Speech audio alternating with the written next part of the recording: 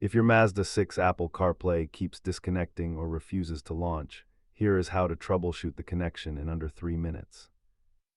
Data shows that 80% of infotainment connectivity issues are software-related and can be fixed without a trip to the dealer.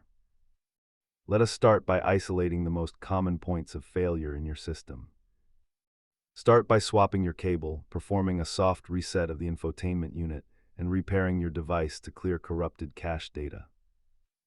If basic resets fail, inspect the USB hub for physical damage or check if your Mazda's firmware requires a critical update.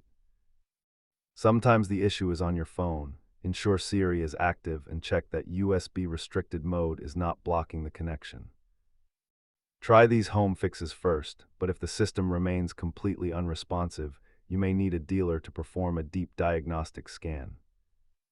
Costs vary wildly depending on the culprit, but the vast majority of fixes are limited to the cost of a high-quality cable. Experienced users can access the hidden service menu to verify if the vehicle is even recognizing a device plugged into the USB port. Keep a spare certified cable in your glove box, as cheap cables are the #1 cause of intermittent CarPlay drops.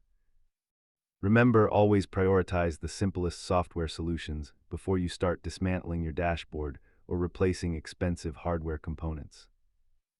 If these steps did not resolve your connection issue, it might be time to have your Mazda's firmware updated at the dealership.